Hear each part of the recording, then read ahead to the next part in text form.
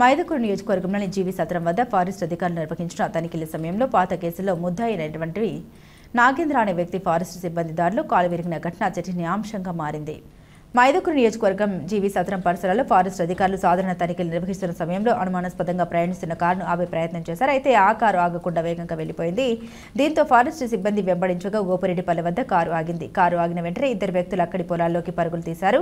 ఈ క్రమంలో ఇప్పటికే 4 ఎర్రచందనం అక్రమ రవాణా కేసులో ముద్దాయిగా ఉన్న నాగేంద్ర అనే వ్యక్తి పరారయ్యే క్రమంలో కింద పడిపోవడంతో కాలు విరిగింది. ఫారెస్ట్ సిబ్బంది అతని వెంటనే ప్రొద్దుటూరు ప్రభుత్వ ఆసుపత్రికి తరలించి చికిత్సకు ఏర్పాట్లు చేశారు. పారిపోయిన మరో వ్యక్తిని పవన్ గా అధికారులు గుర్తించారు. బాధితుడు నాగేంద్ర మాత్రం వేరే కోణాన్ని వెల్లడించాడు. తన వాహనాన్ని అడ్డగించిన ఫారెస్ట్ సిబ్బంది అతనిపై రాళ్లతో దాడి చేశారని, ప్రత్యేకంగా ఫారెస్ట్ కార్ డ్రైవర్ రవి రాళ్లతో కొట్టినట్లు ఫిర్యాదులో పేర్కొన్నాడు.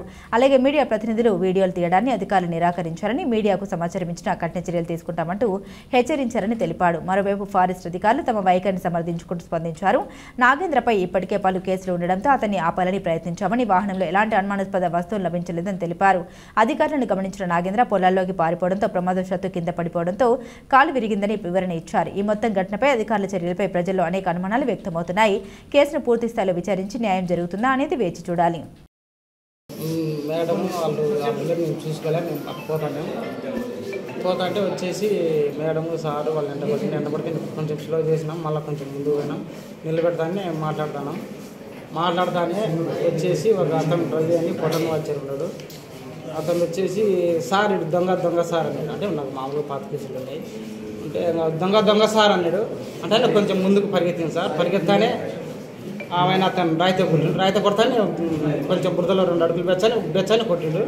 ఎవరు కొట్టింది రాయితో? నేను రవి సార్. ఆయన కొడతానే అట్లనే పన్నా సార్, బురదలోనే పన్నా. ఖాళీ ఇరిగింది. ఆయన మీద పడతానే వచ్చేసి నువ్వేం మీద పడాల్సిన అవసరం లేదు రవి, నా కాలు ఇరిగింది, నువ్వు పక్కకు పోయినా పక్కకు పోయిండు. ఇంకా నా కాడికి రానే రాదు సార్. రవి